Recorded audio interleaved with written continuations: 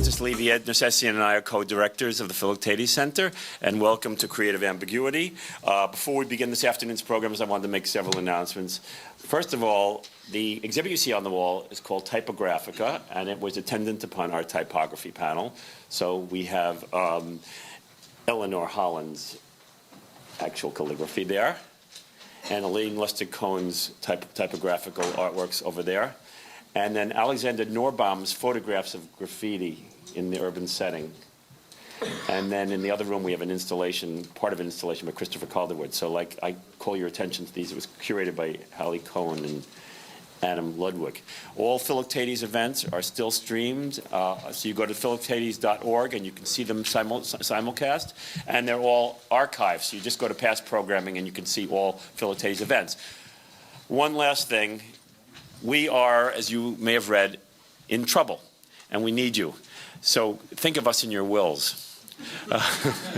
Seriously speaking, take a look at our programs. We were the victims of one of the big financial scandals of the past 100 years. And look at the programs, the video, for instance, all Philoctetes events, as you know, are filmed. We have a journal, we have our newsletter, we have a film program, we have a music program. All these programs are going now, poetry program. And I want to thank our panelists today, especially. Everyone's come here on their own volition and for no payment. And we have Ellen Fertig, who is on Philoctetes staff, works as a volunteer now. And we are all sort of working on a mezzo-voluntary basis. Those people who were on staff have taken cuts in salary. So everybody's putting in a tremendous amount of work on Philoctetes, and I want to publicly thank them for that incredible job they're doing. So now, I'm pleased to introduce Donald Pfaff. Donald Pfaff is professor and head of the Laboratory of Neurobiology and Behavior at the Rockefeller University. He is a brain scientist. He uses neuroanatomical, neurochemical, and neurophysiological methods to study the cellular mechanisms by which the brain controls behavior. Dr. Pfaff is a member of the New York Academy of Sciences, a member of the advisory board. He's a member of the National Academy of Sciences and a fellow of the American Academy of Arts and Sciences, and serves on the editorial boards of numerous scholarly journals. Dr. Pfaff will moderate this afternoon's panel and introduce our other distinguished guests. Thanks, Don. Thank you, Francis. So Francis knows that I'm off my patch. I've led a couple of these roundtables under circumstances that I knew what I was talking about, and this time I don't. So I like etymology. I went to the dictionary immediately. Ambiguous, from the Latin ambi, around, and agere, to lead, so leading around. And ambiguity has a definition, intellectual uncertainty, and it's interesting that that definition is obsolete. And the definition that you'll recognize is ambiguity is the condition of admitting two or more meanings. So despite the fact that I don't know anything about it, I recommended this topic because I'd read poets using the phrase creative ambiguity. I'd read a little bit of Einstein's descriptions of his own creative process. And most recently, I read a book by William Byers, who's a professor of mathematics in Montreal, called How Mathematicians Think. And he has a chapter called Ambiguity in Mathematics. And he discusses, or at least tries to discuss, the use of metaphors for mapping one abstract domain onto another. And then he uses that idea to introduce creativity in mathematics. So that sounded a little bit closer, at least, to something that I knew about. So what I'd like to do would be to very briefly say who's leading the discussion today, and then we'll actually get into the conversation. Eva Brann over here is a teacher at St. John's College in Maryland, not in Queens as far as I know, only Maryland, right? And she's written about the visual imagination. Heather Dubrow has come from Wisconsin, and she's now a professor of English at Fordham. And she not only writes scholarly books about literature, but also writes poetry and writes books about teaching itself. Bob Shapley is a professor of neuroscience at NYU. He knows a lot about quantitative techniques, and sometimes when I've had questions about mathematical techniques in the nervous system, especially dynamics of the nervous system, I've gone to Bob to ask those questions. Mike Shelley is a mathematician. He studies complex systems, including the nervous system, and he uses computer simulation, among other techniques, to study complex systems.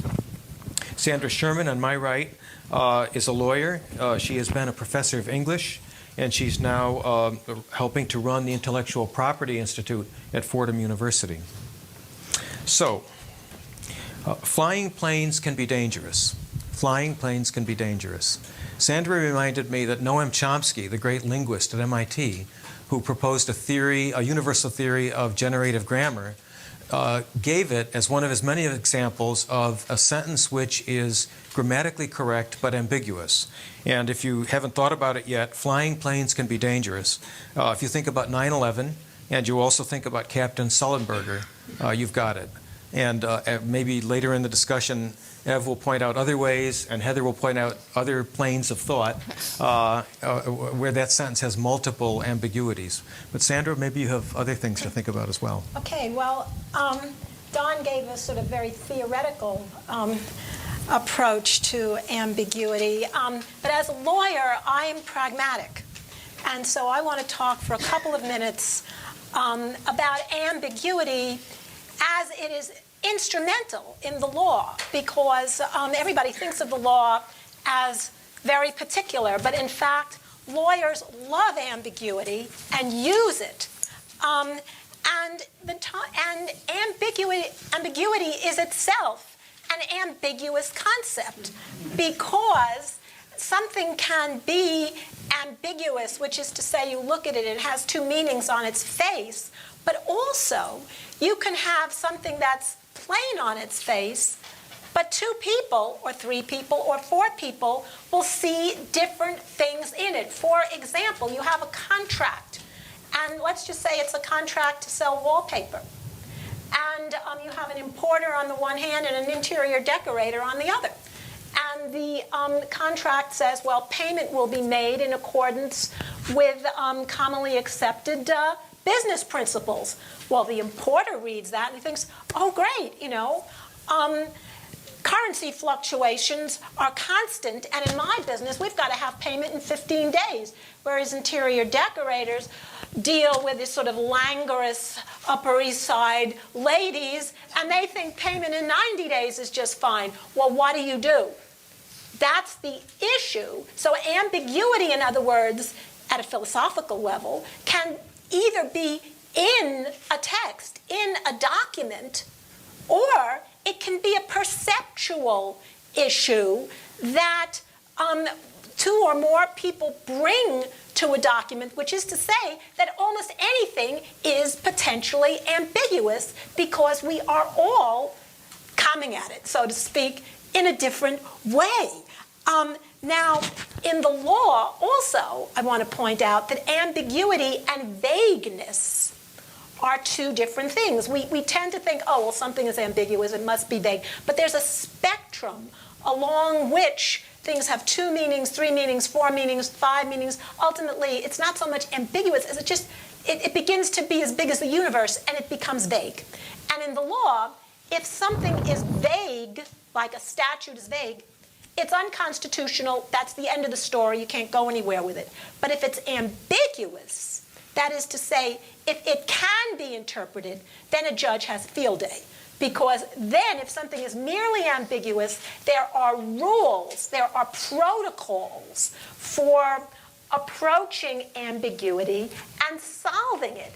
And now, a lot of times, judges like to say that something is ambiguous because that just gives them a chance to interpret it the way they want to. Moreover, legislatures a lot of times like to infiltrate ambiguity into a statute because that means they can reach a compromise. And that is a way of kicking the can down the road and letting the courts decide. It's also a means of letting agencies decide. So ultimately, ambiguity is used in the law to allocate power. And it's these games that lawyers and judges and agencies and legislative drafters all play with each other, and they all know the same rules. And so ultimately, they all have in mind what the other guy is going to say. And ideally, you can reach some sort of equilibrium.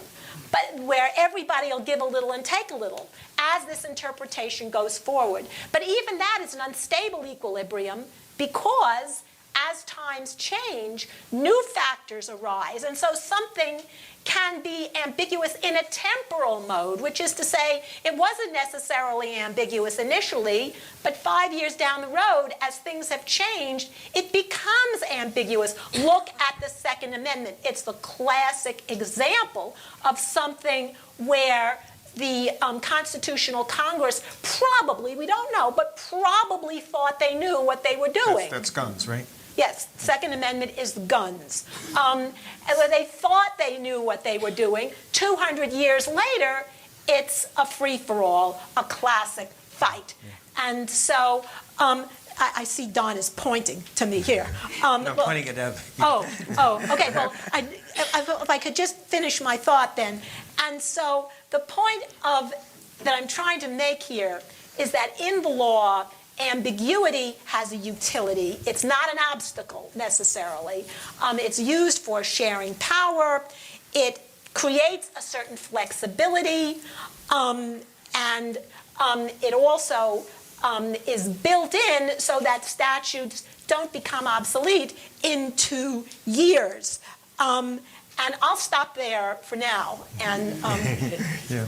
So you had something to say about that. Well, before. you saw me grin. I don't have a comment. I have to express enjoyment, namely that lawyers who are notorious for being hard and clear, it turns out they thrive on ambiguity. This is news to me. Yeah. well, that's how, I mean, you could be very cynical and you could say, well, that's why there are so many lawyers and they like it that way.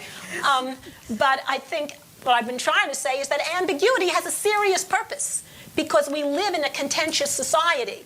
And if you were going to make everything into a science, society couldn't function.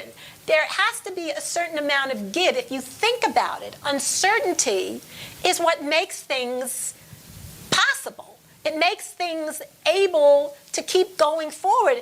I mean, the other side of uncertainty is hope and a sense of futurity. And that's all built into legal protocols, because if everything were just rigid, you would have a very difficult time in getting anything passed or in organizing society. And law recognizes the utility of ambiguity, uncertainty, flexibility, and gives responsibility to intelligent people to make the kinds of interpretations that will make the most of that play in the joints. This dialogue between Eva and Sandra, I think, raises an overarching question. To what extent is the creativity of ambiguity specific to a particular field, or even specific to an approach within the field? Ambiguity in particular has resonances, both positive and negative, within my own field. Sandra said something like almost everything can be ambiguous in one context or another. And just half an hour ago, as we were sitting in there waiting to come in here, Bob, thinking about visual neuroscience, said almost the same thing. So my take on the task of talking about creative ambiguity was different. Instead of, so of course we all had to have some take from our prior biases, but I came from the point of view of understanding visual perception, which I think is an important and one of the important issues in understanding how we think.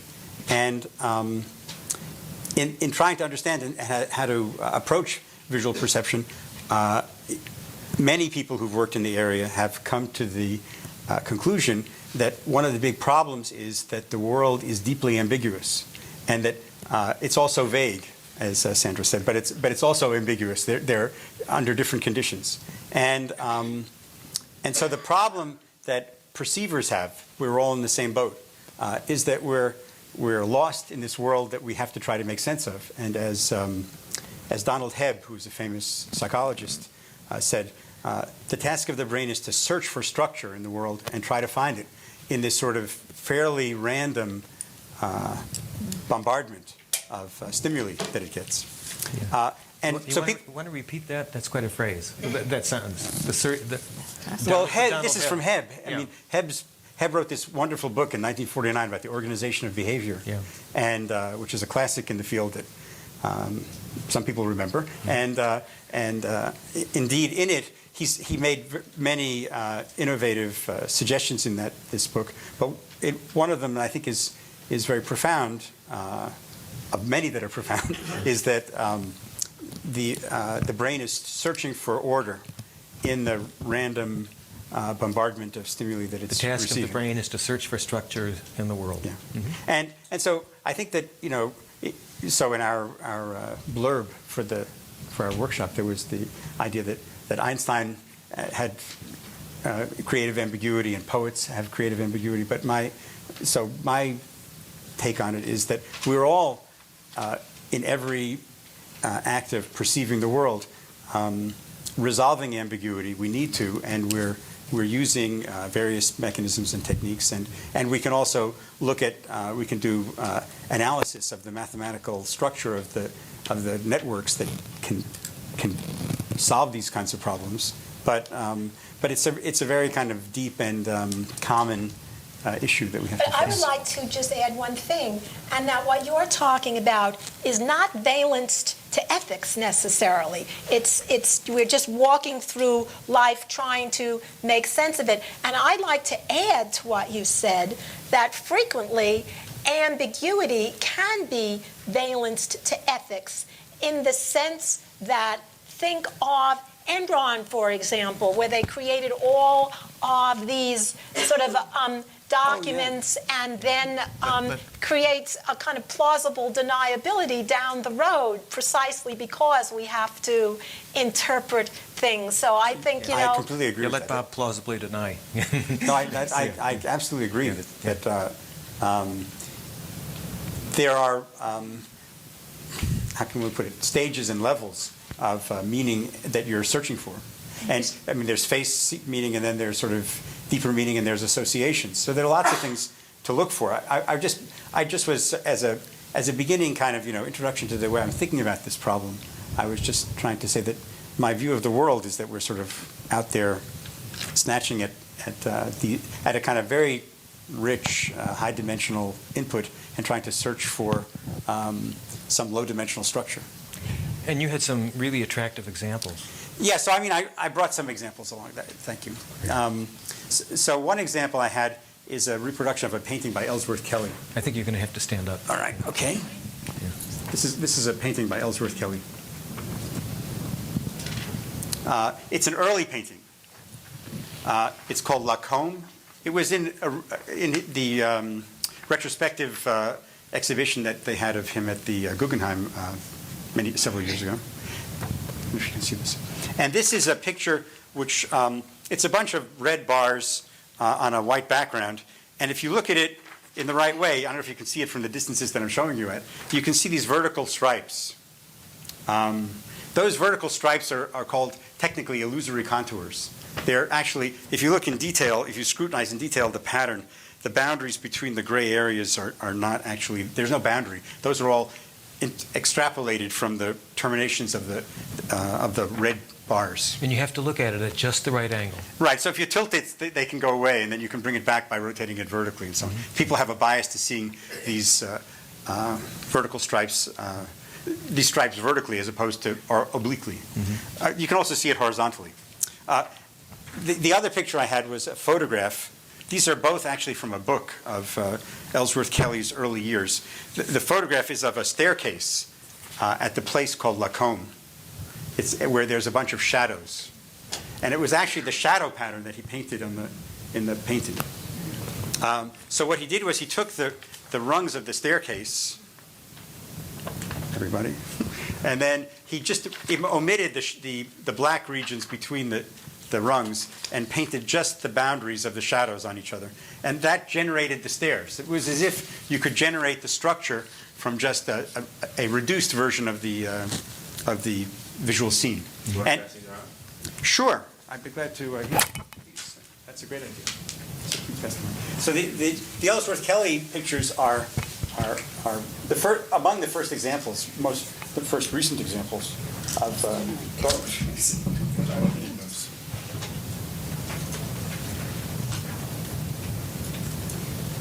Yeah, they were among the earliest examples of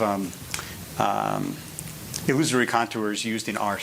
And now, the illusory contour phenomenon is a situation where you're given fragmentary information, which could be interpreted just as local random information. It could be just that, and in fact, when you rotate it, that's how you interpret it. It looks just like a bunch of contours floating in space. But when you get it, when you click into the right orientation or you click into the right mode in your brain, suddenly the other interpretation of the rungs of the ladder comes out. Well, and and like your dog, excuse me, go on. yeah, and like your dog too. yeah, so this is Don's feeding me all the lines. This is another famous demonstration, which you may all know, of a bunch of black dots on a white background. I don't know how many people have seen this before. Do you know this? Yeah. So this is black dots on a white background. But if you see it in the right mode, you can see a dog. There's the rear end of the dog is there, and the head of the dog is there. It's the famous Dalmatian dog demonstration. Bob, I respect the expertise you're bringing to this, but dare I say we may be barking up the wrong tree with that one. Well, the tree's only in the background. Okay, I will leave that alone in that case. I won't branch out further. But, sorry, you didn't know about this predilection before. But seriously, my concern is whether one can generalize from the sort of neuroscientific work done so brilliantly by people in this panel and probably other people in this room as well, to generalize and say something like the search for structure is universal. I mean, I wonder to what extent that biological pattern is inflected historically. Can you hear me? Sorry. To what extent that biological pattern is inflected historically, inflected socially, so that in certain fields, certain epochs, what we're searching for is not structure, but the breakdown of structure. Certainly in literary criticism, there's been a movement recently to celebrate indeterminacy, to mind the gap. And similarly, in a lot of work in poetry now, it is precisely the disorder, the breakdown, that excites people. And I would like to jump in and amplify what Heather said, because I think that a lot of times we couldn't survive without that so-called breakdown in structure. I think that ambiguity is necessary, for example, to maintain a relationship. If you knew exactly where you stood all the time with somebody, you might be out the door in 5 minutes. Whereas if you're not certain, if you can tell yourself a story, if you can, in effect, kick the can down the road, if you can find things in the relationship that are maybe ambiguous enough that you can hang on them so that you can hang in there a little longer, that's how you stay sane. So I think ambiguity actually, in its way, circles back to maintain order. And it's precisely the breakdown and the disorder of ambiguity that ultimately enforces order.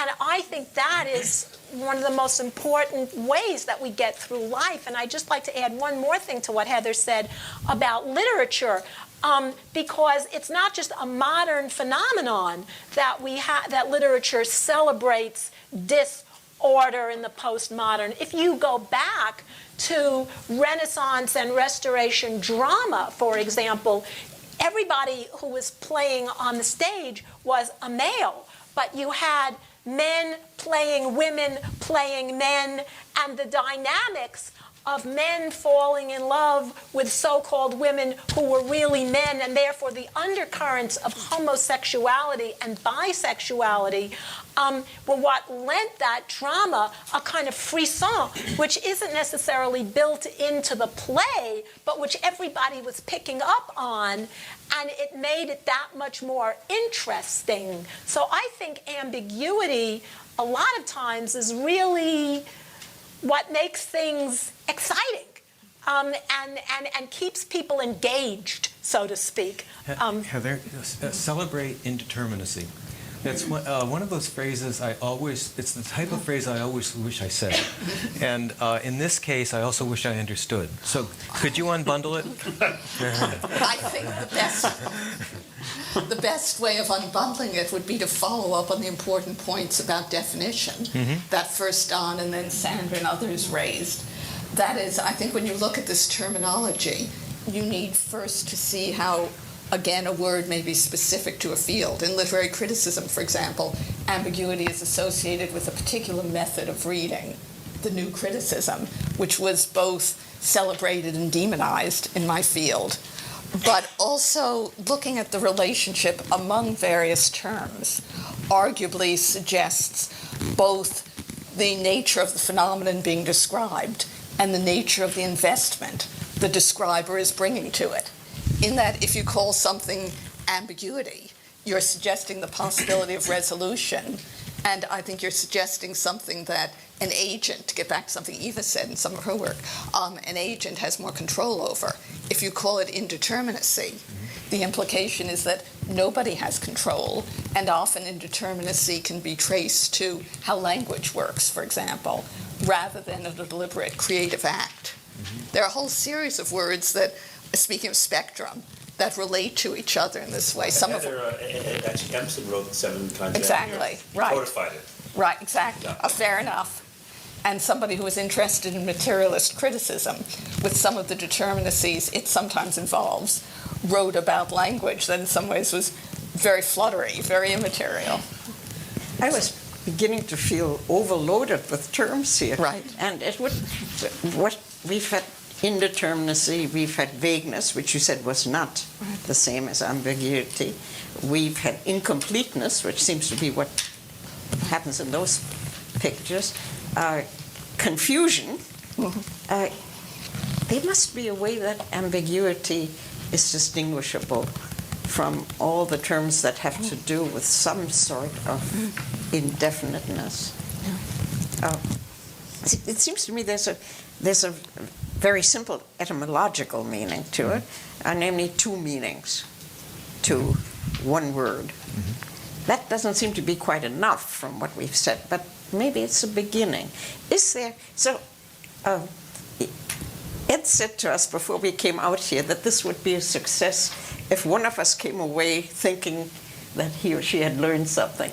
I would like to know what ambiguity is, as opposed to these other things. I already learned something in that little room where we were closeted briefly, because I said flying planes can be dangerous, and you said there's not just 2 meanings, there are 3. Yeah, and then she said there's P-L-A-N-E-S, and where does that come from? Well, plane and Gulliver's sophistry. Travels, the Gulliver's flying Travels. plane in Laputa, you know. Okay. We might tell our guests what we thought, right? Yes. You said it could be flying planes are dangerous, right? Yeah. It could be a plane being a tool, Well, actually, I was or it also could be a thinking plane being a the artistic, the aesthetic use of a plane. It could be that. And then flying could mean the plane that flies, the person that flies the plane, and the person that is flying in the plane. Yeah. So flying planes really is dangerous in at least 5 different ways. And to a mathematician, it could be dangerous in a completely Yes, different way. right. Yes. That's your cue. Yes. So I did want to say something about ambiguity as a scientist and a mathematician, because I work in a field where, so taking off on the point that there were 2 meanings of ambiguity, one archaic, less used now, and then the more modern one allowing of 2, or let's say more, interpretations. But so I work in a field where you rigorously seek statements that are not ambiguous in that sense. There is only one meaning. You seek a statement for which you can say something is true, an unambiguous statement. But on the other hand, in the sense of intellectual uncertainty, ambiguity in that sense is a big tool towards working your way towards having statements of that first sort. And so I do a lot of work in modeling of various types of systems. Well, you take a look at a brain, what sense are you going to make of that in terms of some mathematical model? You will get nowhere. And so what you're seeking is some sort of kernel out of the way this particular system behaves that is so stripped down that you can make an unambiguous statement about it. But in order to find that kernel, you have to allow yourself intellectual uncertainty, because you have to decide there's this huge mess of interacting neurons and so forth, and I'm going to pull out a few properties of the way I believe that they talk with each other, and I'm going to leave all the other details ambiguous in the sense of intellectual uncertainty so that I can have something that's approachable. And then then hopefully in that first sense, you can, in the end, get a technical statement that allows only one interpretation. So it's a stage then. It's a stage thing. Right. Yeah. That's Is it right. only a function of consciousness, though? I mean, is ambiguity, can we speak of ambiguity, does it apply to systems? Is it, it's the old one, if a branch falls in the forest and no one perceives it, is the ambiguity only in the consciousness of the perceiver of the system, or is there something, can something which is not human partake in an animal experience? Well, at least for me, hopefully conscious. It's in my decision that I've made, presumably a conscious decision, of course, what may have driven me towards that may have other roots. But I'm making a decision, a conscious decision to ignore, or at least even not to learn about, all sorts of other what I will consciously decide is extraneous information that will just get in the way of me making an unambiguous statement in the end. So if you think back biographically to some of the best developments in your scientific and mathematical career, Mike's greatest hits, and in your case probably crossover hits, and you think back to the very beginning, something that you can just remember often, did it go through the kinds of things that Einstein talked about, in which he talked about vague images which were not verbal, et cetera, et cetera? So of course, in the blurb on the website, there was this statement about Einstein thinking in vague pictures. But Einstein also said something about modeling, which is the process of finding this reduced kernel of something more complex and saying something. He said a model should be simple enough, but no simpler. Exact, and that. That's where the ambiguity is. That's where the ambiguity is. So, but in terms of how you solve a problem, which is kind of a hard thing to describe outside of a technical audience, perhaps, but people often think of scientists or mathematicians through some sort of severe mentation. They're going through a sequence of calculations and they're driving themselves towards a result. It's really not that way at all. A lot of your work is actually done kind of sleeping or laying around, kind of as more reverie than thinking hard, as a matter of fact. So I'm not sure if that's what you're asking. Reverie, yeah. So where, in that case, where does it come from?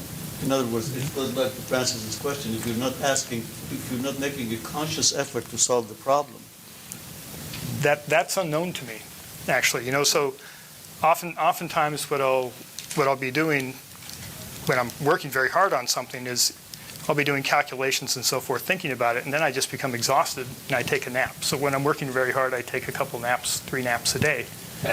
And oftentimes as I'm falling asleep or as I'm waking up, some part of the solution just presents itself. It just kind of pops out. You and Archimedes taking a bath, right? That's right. Yeah, That's I right. think that's actually a very important issue, which is you have to not be working on something in order often to solve it. Yeah. And taking a bath is one thing, or falling asleep.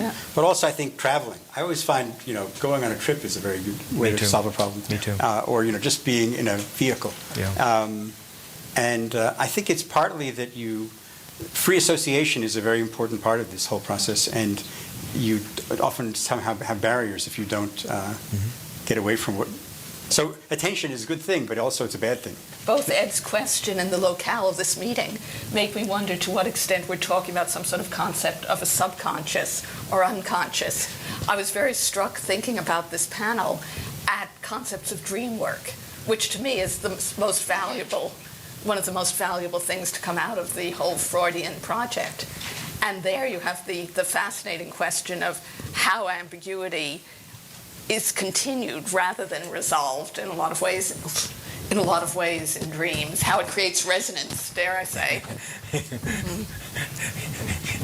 When I was in graduate school, one of my professors, and I would always come to my professor and say, well, I can't write about this text because it's ambiguous. I don't know what to say. And she'd say, well, write about the ambiguity. In other words, rather than trying to resolve an issue, ambiguity in itself is where the interest is, and it's in the tension of ideas.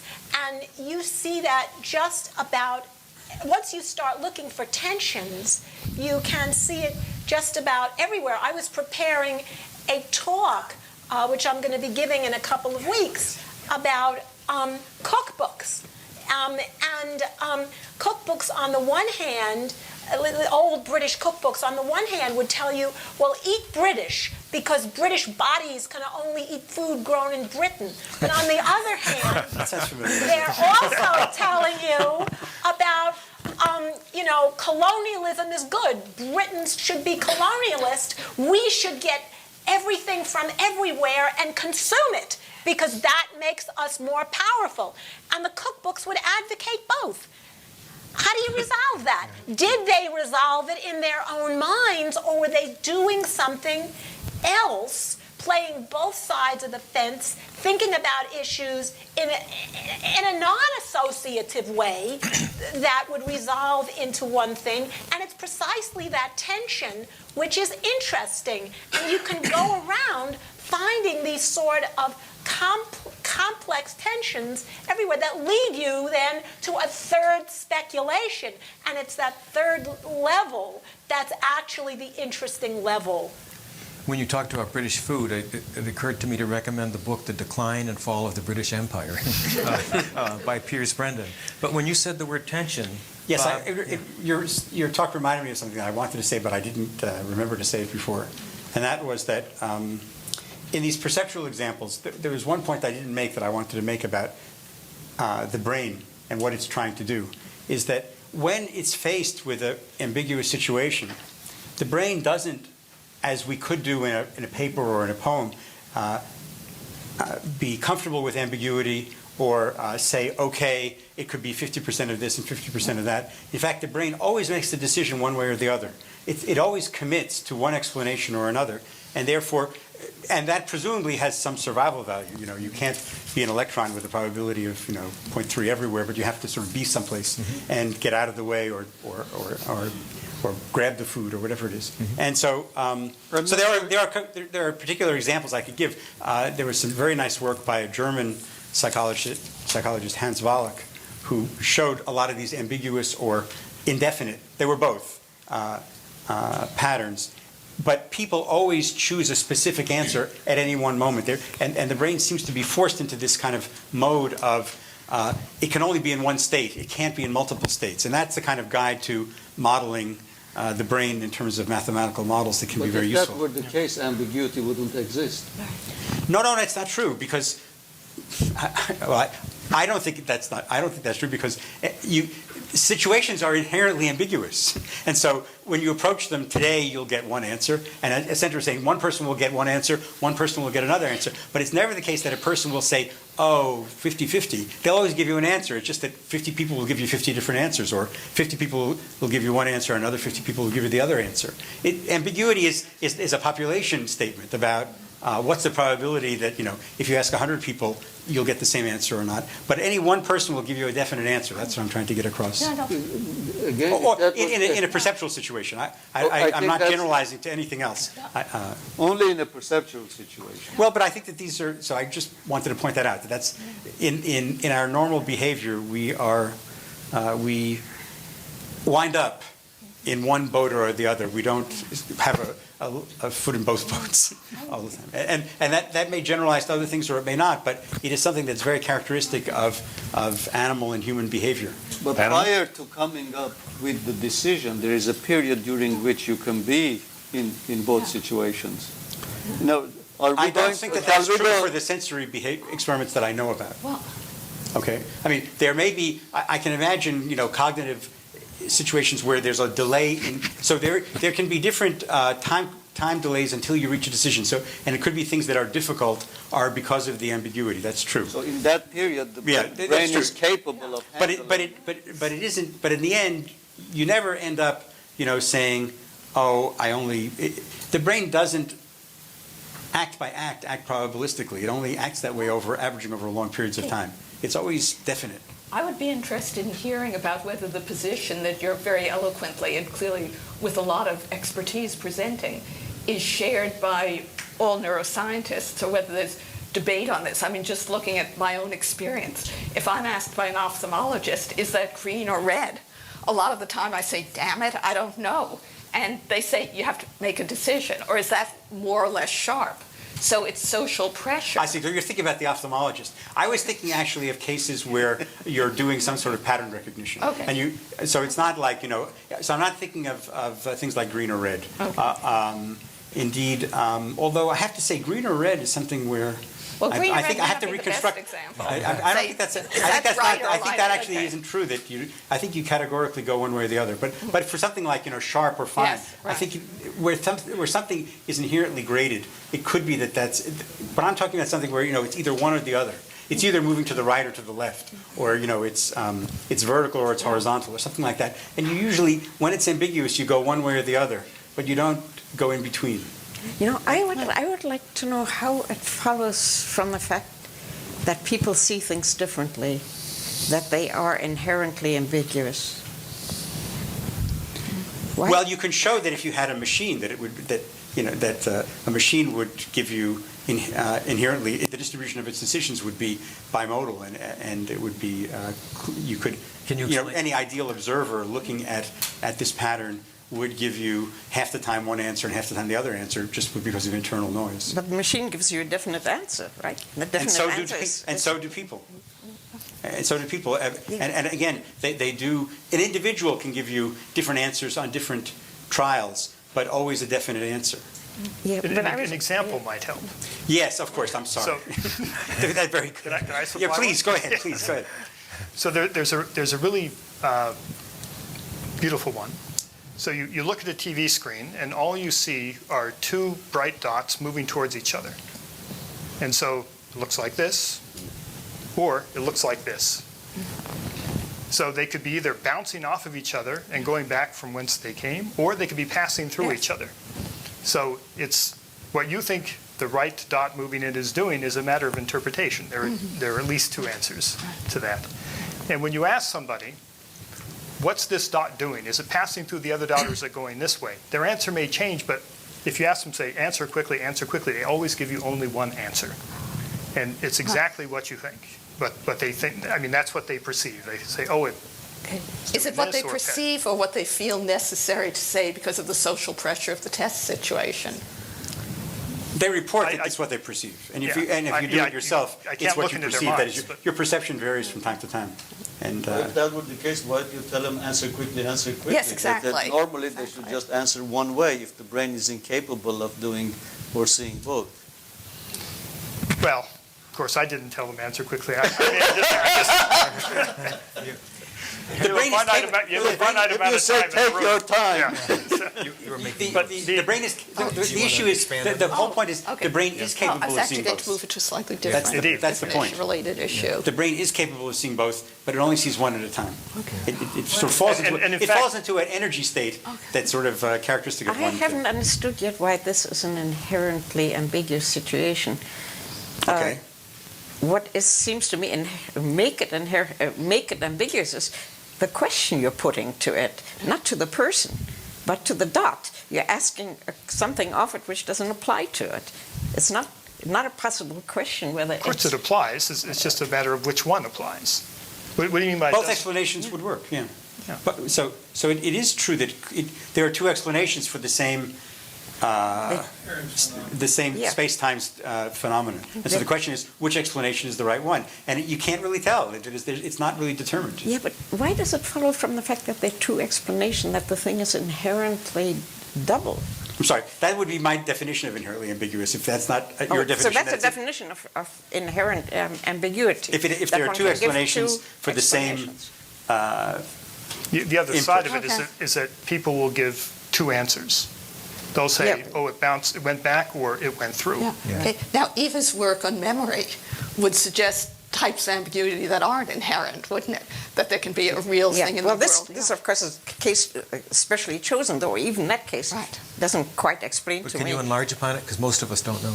And- Can you enlarge upon that case or allow Heather to enlarge? No, Yes, it's no, your you- work. I don't know so- what case you're okay. thinking of, yeah. No, I was thinking of the way you talk about the fact that memory and a notion of the past is divided between something that can be described as really happening and something that is reconstituted, represented in memory in a way that is inherently, dare I say, problematical.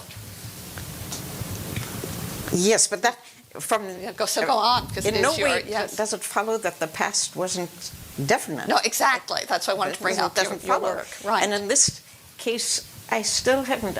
I wish I could grasp why there is something inherently ambiguous, not about the interpretation, but about the situation itself. You're asking it a question to which it wasn't, to which it couldn't respond properly. So it seems ambiguous to you, but why is it in itself ambiguous?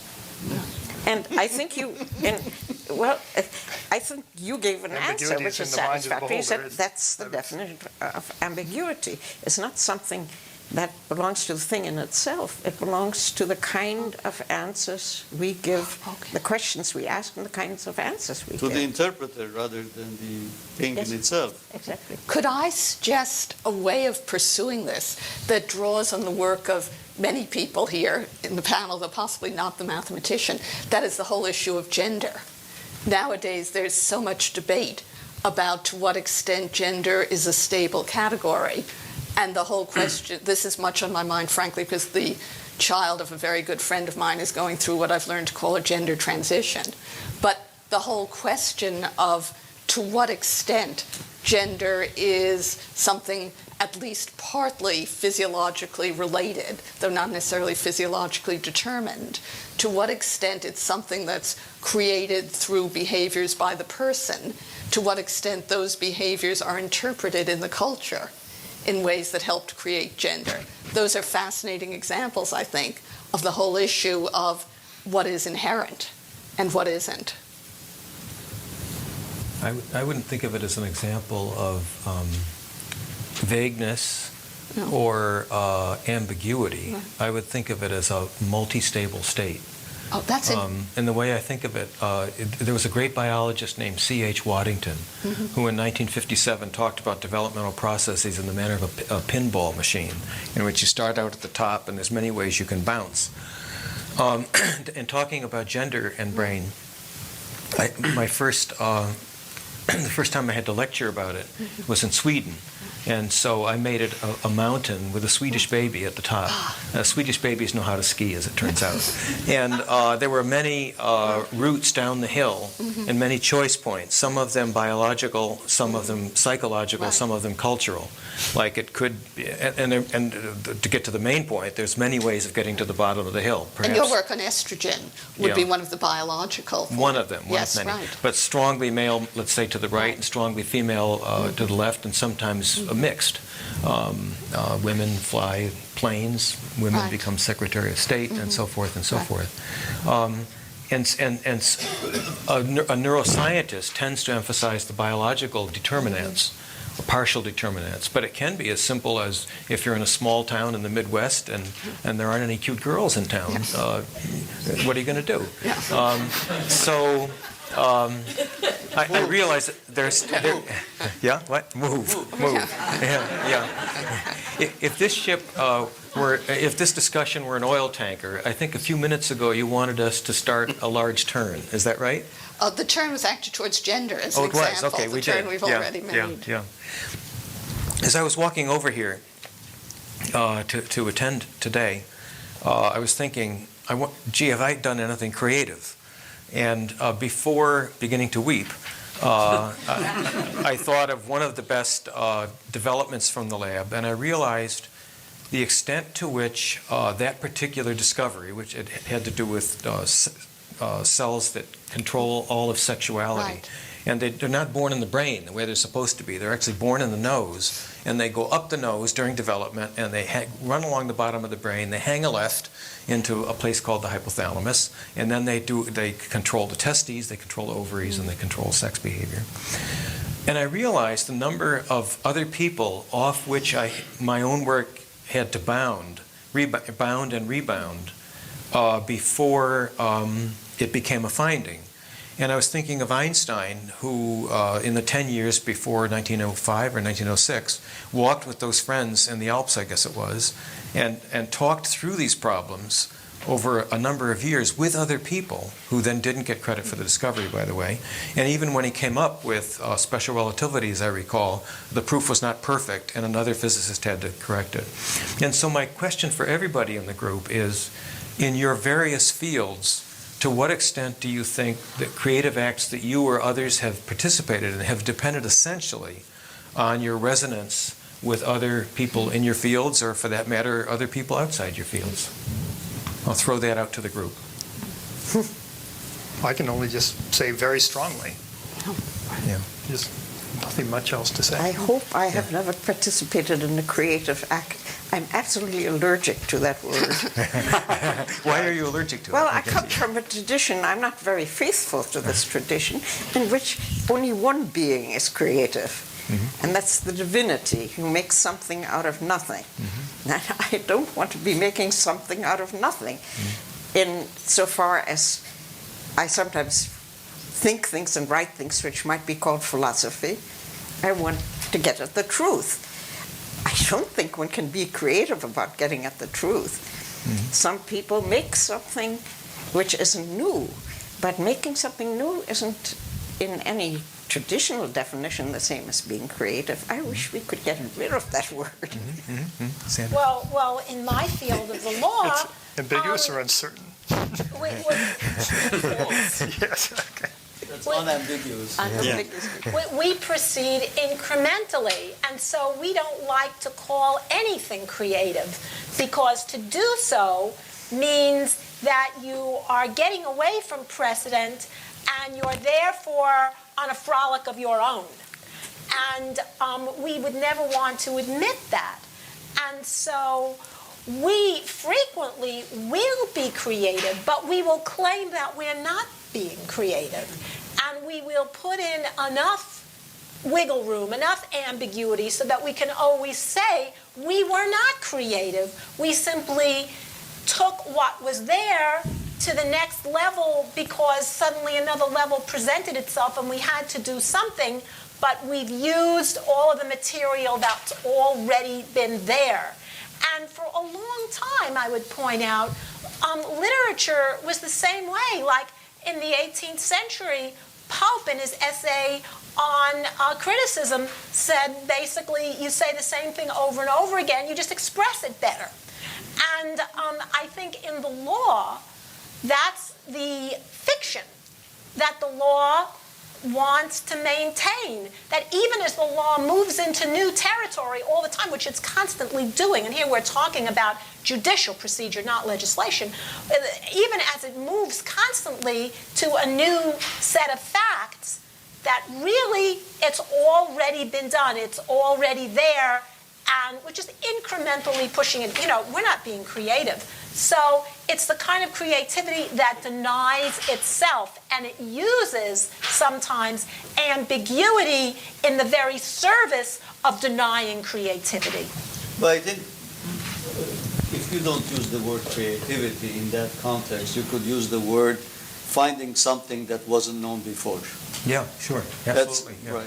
Yeah. And it's interesting what you said about having somebody else, because obviously the psychoanalytic story of that is how Freud, all of his early discoveries were based on a communication, a letter writing he had with Fliess. And some of Fliess's ideas got originally incorporated into his, and then he later corrected them. But he mostly corrected them as the relationship went sour. And so he then freed himself. So there's a positive in the notion of having somebody with whom you develop ideas or use them as some kind of someone that you test your ideas against, but also it can be limiting, and there comes a point where you kind of have to go on your own. Heather, when you're writing poetry. Oh, I'm very conscious of internalizing the work other people have done, learning from it, trying to use some similar techniques. But it's interesting that poets generally, like most writers, we tend not to call ourselves creative writers. Terms like practitioners are used a lot more. Because Eve would get mad at you. Definitely, definitely. There's only a table between us, and who knows what could happen. But do you... The plane at that table could be deadly. It's planar. But do you bounce your poems off? Oh, very much so. In fact, one theory in literary criticism is in the old days you had scribal culture where people passed around their poems, and now we're relying more on the fixity of manuscript and print. But in fact, writers circulate poems all the time, sometimes in something called the round robin, where you send someone your poem electronically. Could I also add, though, very briefly, that one thing that Ed's comment raises is the institutional complexities created by attempts to reach out to other people. By and large, in many fields, though not all, and that's a big difference in field, the single-authored work is rewarded much more than the multi-authored work that's so common in the sciences. And I worry, too, about how types of competition in the academy make people less likely to acknowledge what they've learned from other people, more willing to build an Oedipal scenario where you overturn the work of the previous generation. Bob and I are in a form of sort of corporate neuroscience, right? In which almost everything we do is in company with others. Right. Right, but I think it's true that I was thinking, particularly when Mike answered, that I was thinking of our collaboration, that certainly there's lots of collaborations that have been very important in terms of promoting finding new things, whether that's creativity or not. I want to say something. Can I just pop up one other thing about this issue of creativity and whether there's creativity or not? I'd like to return to my earliest point. You're on dangerous grounds here. I just want to make the point that the way I think about it, we're all creative all the time. That is to say, when we're looking at the world, just sitting in this room and looking at the faces around us and knowing that we're in this particular coordinate system and we're in the Upper East Side and wherever the hell we are when we remember, and remembering where we are and so on. This is all a continual act of what I would think is creative. Anyway, creative may be too highfalutin a word, but active, non-passive reaction to the world and sort of producing some sort of, to go back to Hebb, some structure out of what is essentially a formless mass that's coming into us. So I think that, my own view of people is that everyone is sort of, and my view of creativity is that it's a kind of problem solving, and everyone's doing problem solving all the time at a very high level. That is, we're all pretty high function creative, and there's like a continuum, I think, the way I think of it, of the kind of things that we need to do just to sort of be human beings and act like human beings in the world, and find new things in our own fields. Do animals need to do this? I keep coming back to the same thing. Do animals need to find? Animals are very high function organisms. They don't have language, so they're sort of at a disadvantage compared to us in publishing. But they absolutely do. And animals in the world, the fact that an animal is alive and stays alive for 25, 30 years, that's a big heroic feat. And I think that has to do with the fact that it has a brain. I mean, a lot. Even a rat, if you're in a small enclosed area, let's say it's 3 meters by 3 meters, and you're recording from cells in a part of the brain called the hippocampus. Let's say one individual cell. That rat will get to a certain part of that three-dimensional space, and that cell will begin to fire. And then he goes away someplace else, no action potentials, no spikes. And then he comes back to that place. He has constructed a map. His hippocampus will construct a map of that three-dimensional space. And now many evil neuroscientists, of which I'm one, will now find out what's the definition of the space that the rat thought he constructed. If we move things like this, objects in the space, what changes? Sandra? One of the things that I find interesting is the sort of dialectic in law and in society between creativity and the codification of creativity. So that, for example, in patent law right now there is a dispute and a lot of discussion about when a discovery becomes an invention. That is to say, when is there enough creativity so that you can patent something? When does it go just over the line from being, oh yeah, right, to, hey, this is something new and fantastic, enough to get it patented? And then just for this particular use, because then maybe somebody else will think of another use, and then it can be patented for something else. And so what I'm trying to say is there is a that you never escape the institutionalization of something that is, one would think, profoundly not institutionalizable, which is creativity. And it's this back and forth between the creativity and those who would codify it, which is also a very interesting phenomenon. We keep trying to be one step ahead in the law of those institutionalizers to protect the creators. Yeah. Mike Feynman was famously quoted as saying, Richard Feynman, the physicist, that he can't understand something until he can make it or envision how it could be made. That kind of statement, I don't know if he was serious, because lots of times he wasn't serious, applies to the kind of simulations that you do. And then also I'd broaden the question to say, in non-technical fields, does a statement like that have any application? That he can't understand something until he can either make it or imagine how it could be made. Interesting question. We'll listen to you in a couple minutes. Yeah. So I guess I share that sentiment with Feynman. Oftentimes I'm saying to my postdocs, reach a conclusion. Please reach a conclusion. Mm-hmm. Say something. And that's kind of in the same sense that when you have a conjecture about something, and to make it more than a conjecture, you have to see it. You have to see it happen. Mm-hmm. And so you write a code, you prove a theorem, you do some analysis, and then the fact of it comes out. Mm-hmm. And then you believe it. So that's where you start having the difference between knowing something is correct versus kind of some acceptance of received wisdom, perhaps, or something like that. I'm glad you mentioned your postdocs, because it was occurring to me that I think everybody in this circle is a teacher, and probably many members of the audience too. So in what ways is ambiguity creative in pedagogical situations? I think one would have to make a lot of distinctions, particularly elementary classrooms. Clearly, students want something to hold on to, but you don't want them to believe that there are always answers and always somebody in the front of the room. I understand there's been some psychological research about stages of development and the extent to which students are open to ambiguity. I'm also, as somebody who teaches writing in my literature classes, concerned about the emphasis on the thesis.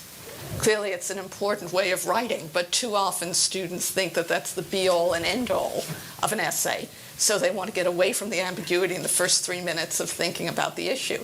How can we give people what they need to hold on to when we're teachers? How can we help the postdocs to come up with a conclusion while still helping people to be open to the kinds of creativity that come from not deciding too soon? Yeah, well, I always used to tell my students there are no right answers or wrong answers, only interesting answers. And the way you get to interesting is... That's a lawyer. That's where the scientists are. That's certainly different from the the way you get to interesting, though, is not to suspend your logic. And so, if you can maintain a certain coherence and a certain logic and a certain path to where you got from your initial perception to some kind of statement, then it doesn't matter whether that's verifiable in some sense. It's just that path of getting there, that way of expressing it, that's interesting. And so to be able to hold in suspension both a rigorous logical coherence and something that's open and something that's creative and interesting was where I tried to push them all the time, rather than to making statements that were, falsifiable, in some scientific sense. I wanted to go back to your mathematics. Mm-hmm. I've always wanted to do this here. We haven't really dealt with it. In Poincaré, and then Nadelman's work with Poincaré. In something as complex as that, does you said to your postdocs nail it? Does the proof of a theorem like that include? I can't understand any of it. But does it include ambiguity in the non-Euclidean a proof in non-Euclidean geometry or in dimensional space or something like that, where there's an imaginative possibility thrown in? Well, I think, I'm not quite sure of the question, but let me address something that I think is related to it, which is that there's, so I'm an applied math, what would be called an applied mathematician, which means I sometimes prove theorems, but that is not my intent. That's not my game. You mean you prove them by accident? By accident. That's like Yes, yeah. So, well, I prove them when I can. that was different. Let's call it that way. Yeah, that's right. And so I live in an institute where I have lots of pure mathematics colleagues, and what their end product at the end of the game is that they've proved a theorem. Now, there's lots of problems for which you would like to have an unambiguous answer, or at least very little ambiguity, or very little uncertainty. And so to which you simply could not apply the same standards because it would leave you nowhere. The standards would be too high to actually get anything useful out of the problem. And so instead you look for a very high level of internal consistency, which tends to be more where I operate. So Nadelman and his I'm not sure about the Nadelman-Poincaré story, so I can't really. Okay. Yeah. This business of not understanding something until you can make it or see how it could be made, does that have any application in any of your three fields? Some very close application, actually. I'm teaching a graduate course on the sonnet, which includes both practitioners, i.e. creative writers, and literary critics. And partly because those two groups are so often antagonistic to each other, I'm asking the literary critics to write sonnets. And I think it really has helped. I mean, after a little bit of moaning and gnashing of teeth, we started with writing couplets. Yeah. And then when they discovered they could do that. And do the creative writers write criticism? They do. They do. Yeah, and probably blow off a little bit of... Yeah, Right. Yeah. When Bob said we're almost always constructing something, I'll stay away from the word creative for a minute, all the time, you talked about the other sensory modalities as well. It's not just carefully controlled visual experimentation. Right. I mean, in hearing also, I mean, clearly in language, trying to understand a sound. Sounds can be ambiguous, and they can be made less ambiguous by being incorporated into words or into melodies or whatever. It is to say, by having them in structures of some kind, suddenly you can disambiguate what is an element in sound. And I don't know so much about touch, and I got into trouble when I was trying to talk about wine before. But I think it's true that in the other senses also, although there's been less work on it, less than in hearing and in vision. The structure is what will tend to give meaning to elements of things. And so there was a whole program of brain work trying to understand the atoms of perception and the atoms of behavior. And the Gestalt psychologists were, of course, the reaction to that.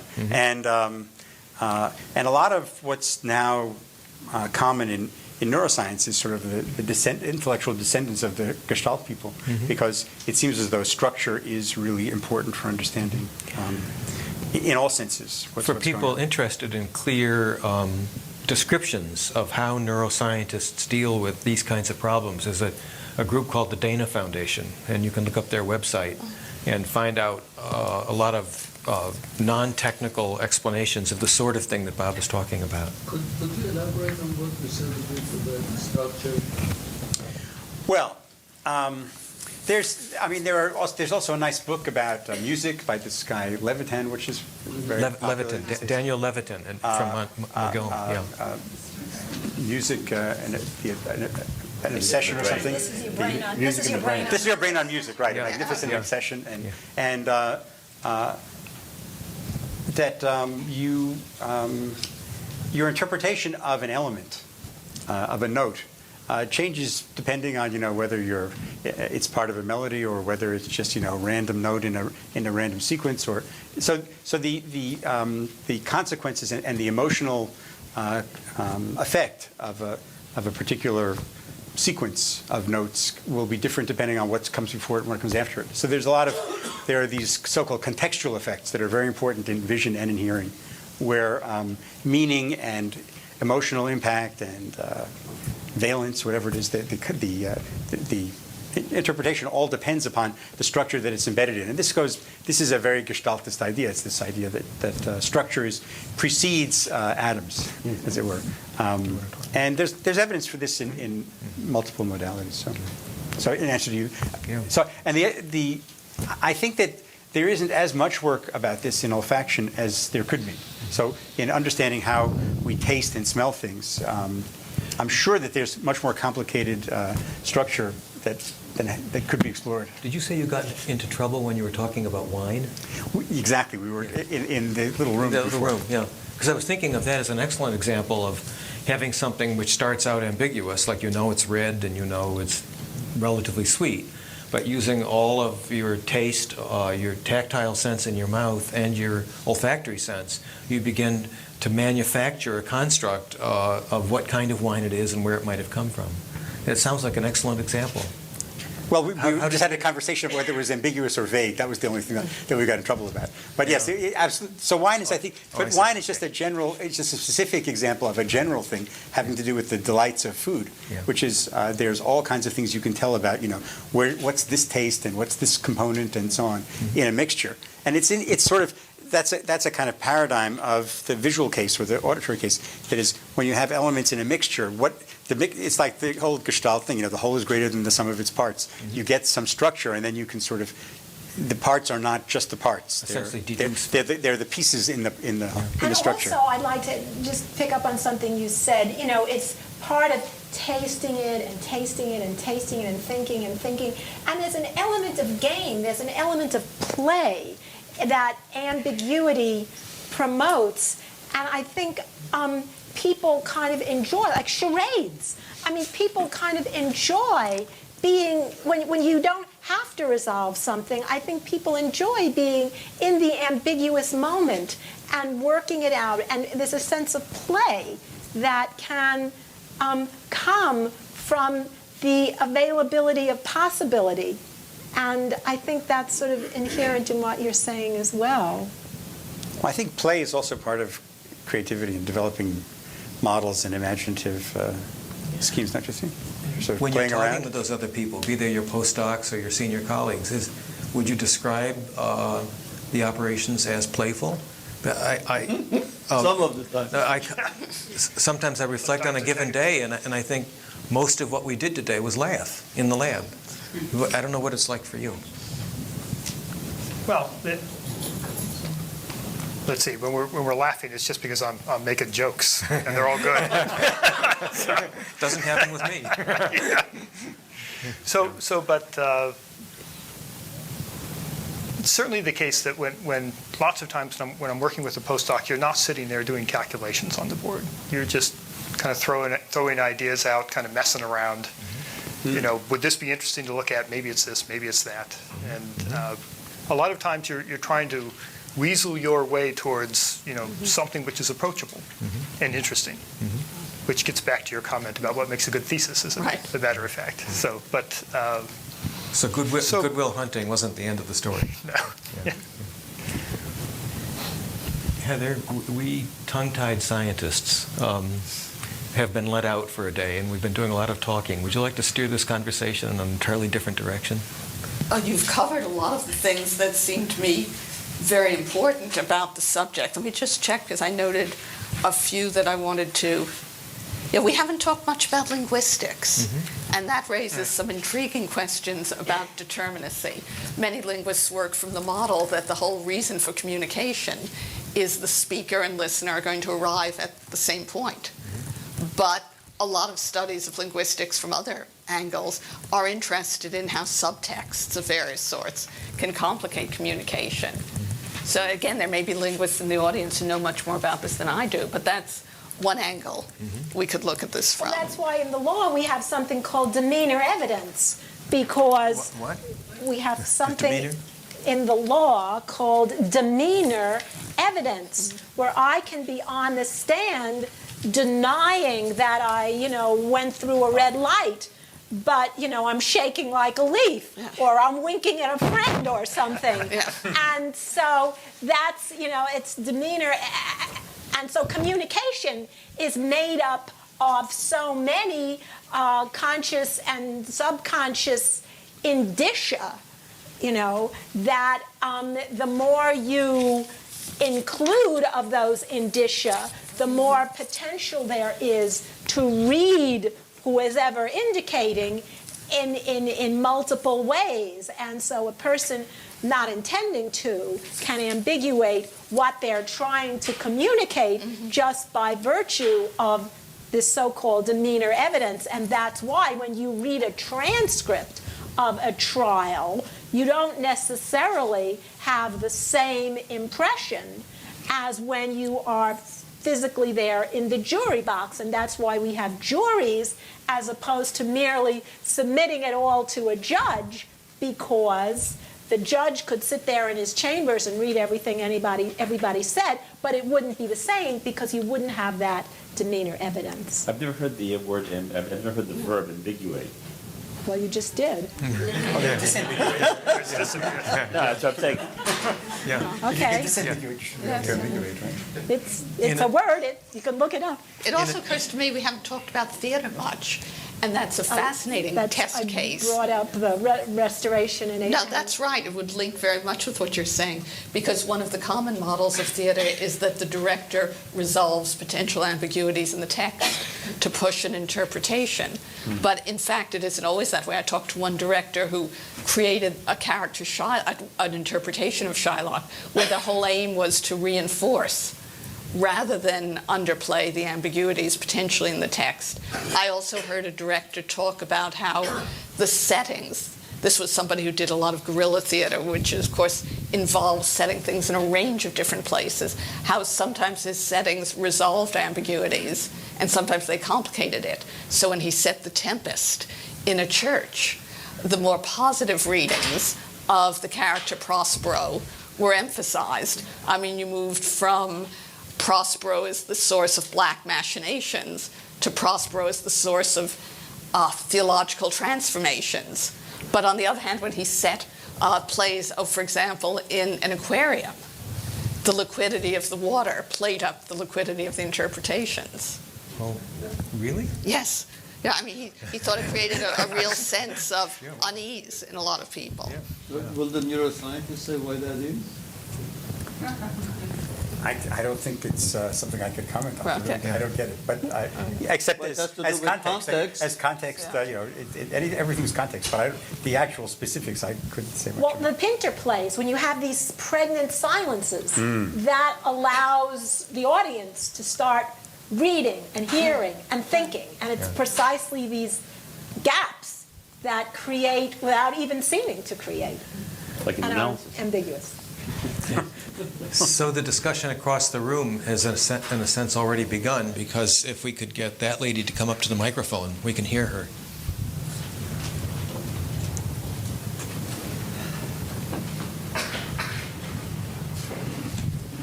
Perhaps others of you have read an article, I can't recall if it's in the Scientific American or Discover magazine, which says that musical memory is more accurate than any other memory. And I can't recall why. And I wondered if anyone had seen the article and read it more comprehensively than I did.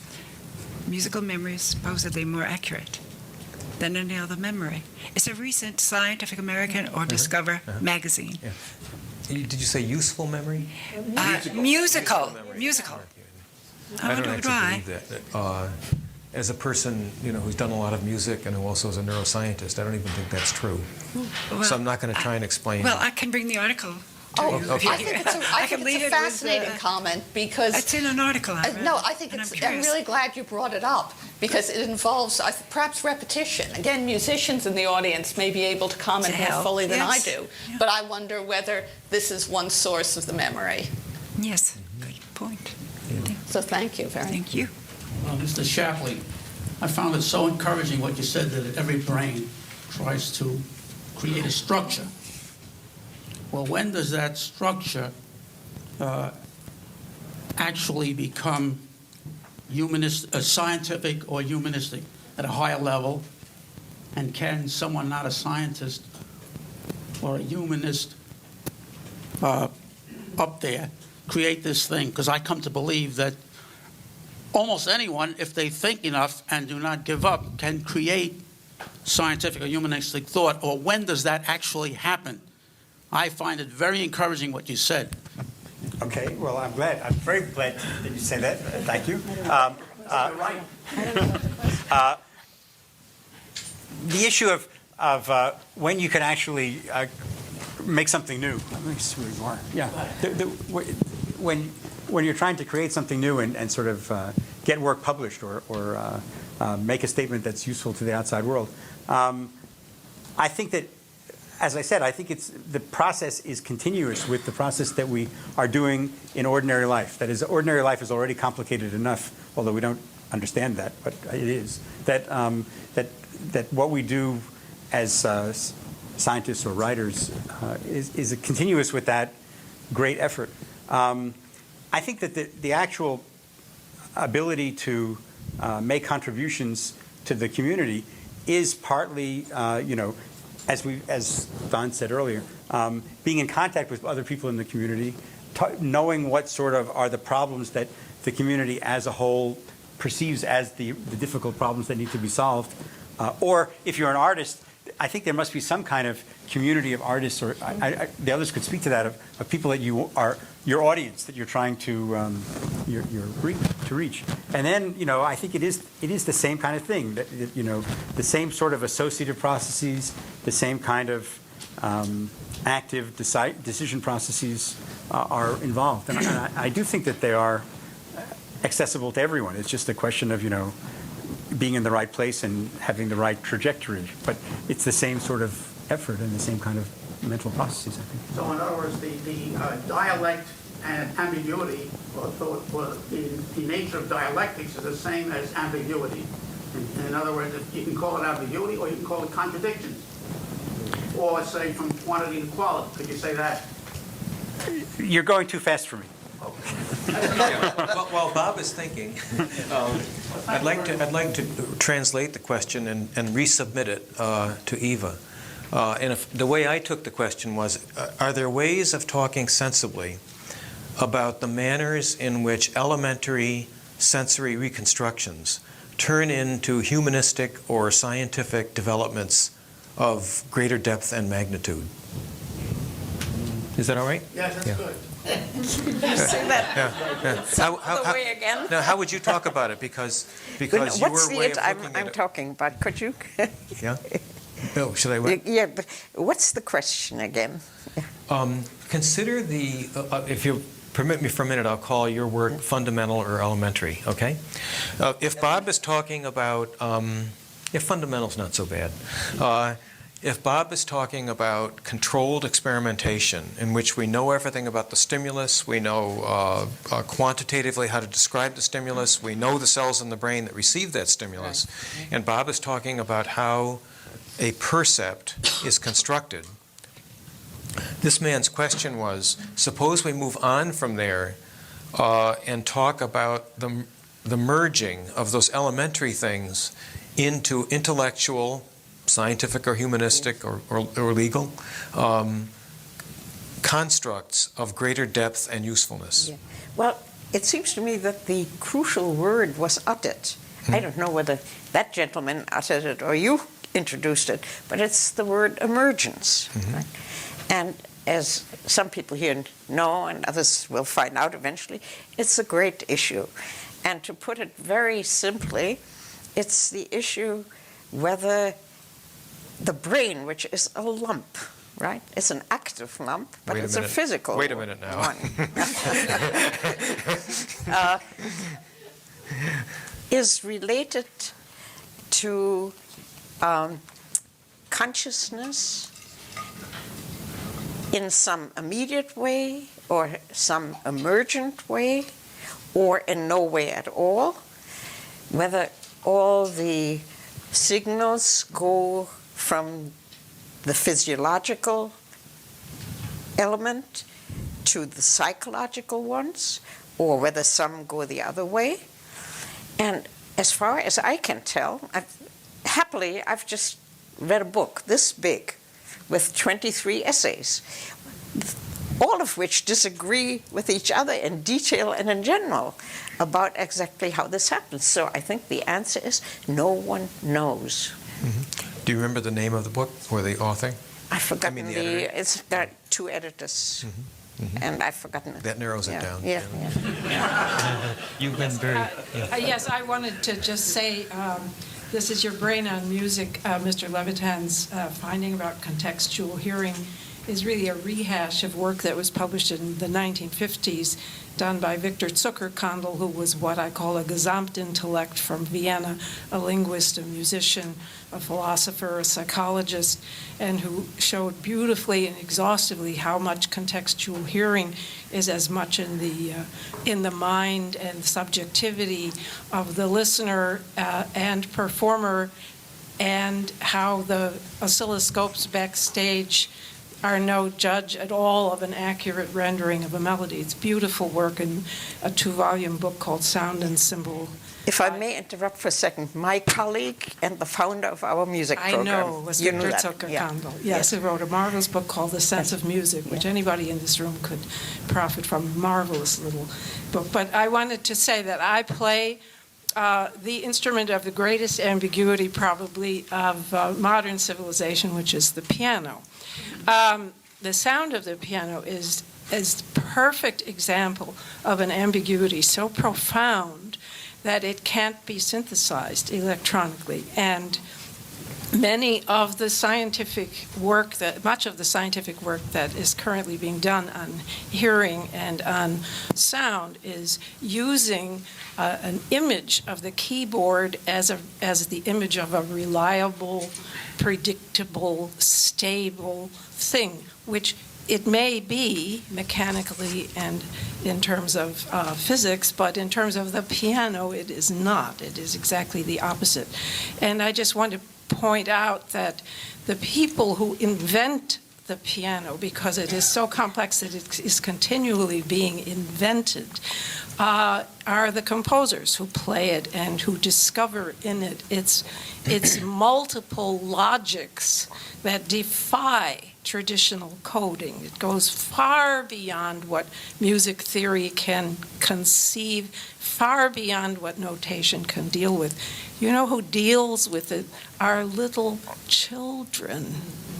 Little children, each in their separate manner, if allowed, to develop physical responses to the totality of what they hear.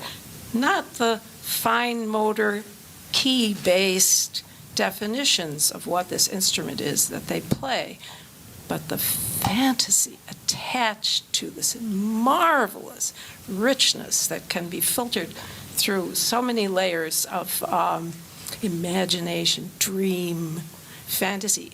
It's something I just put out as an image of that has been skewed because somehow the pedagogues need it to be reliable and our culture needs things to add up. Go and take piano lessons and put the pedal down right away. That's all. But can you give us, as a pianist, can you give us an example of how the different manner of striking a key, for example? Oh, yes, there's a perfect example. It's the only keyboard in which the mechanics of the action, the keys are levers, and they're attached to levers, which are extremely sensitive. The white keys are long levers, the black keys are short levers. When your hand is in a position such that it is striking only white keys, you can manage to be playing all these levers at a comparable point of leverage. You get then a certain quality of sound.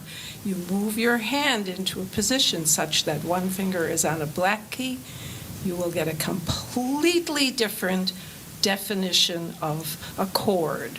So I played the organ, I played the harpsichord because the sound of the piano was frankly too confusing to deal with. When I returned to piano playing, this is the first thing I noticed. Oh, my goodness, you can't transpose a chord from that other keyboard to this keyboard. It is specific. And there is, I think, what you're talking about, that the action of the piano, the touch of the piano is directly connected. Rubinstein said pianists don't touch the keys, They touch the vibrations they hear in their head.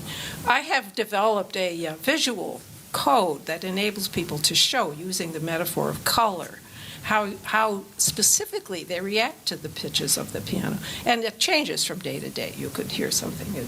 It's not synesthesia, it's play. I love the wine imagery. I think the bottled wine and today at the piano are very comparable experiences. A certain amount of variability that I look forward to every day, you know. Anyway, I think you people have been just wonderful in bringing up all these things. I appreciate it. Thanks. There's a lot of different types of ambiguity. One, some situations are inherently ambiguous, but other cases, people see ambiguity in order to make themselves conform to their belief systems. And I'm the psychologist study cognitive dissonance, that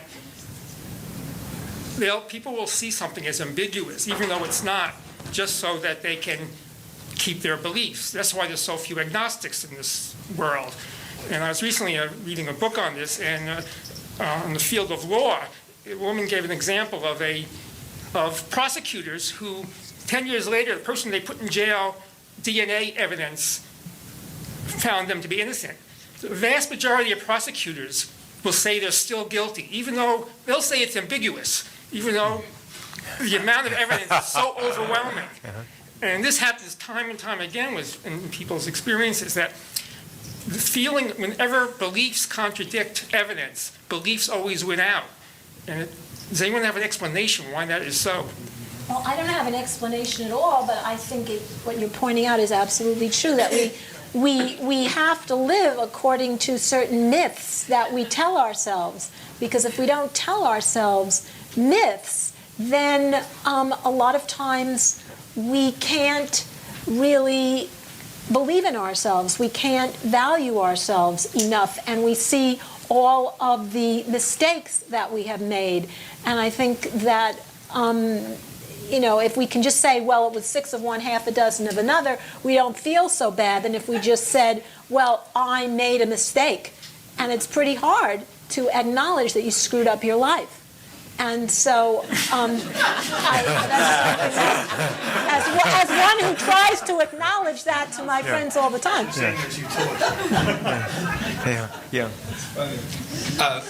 My name is Michael Sachs. I'm a retired attorney. And recently I've been doing some things for my own which have involved negotiation. And I guess where I come up with is first taking off on Richard Feynman's comment that you related, which is until you can make it, or until you see it, what do you have? Well, it seems to me that I absolutely think that's true in the law too, and it's probably true across disciplines. So let's say as a lawyer, you've got to decide on a course of action.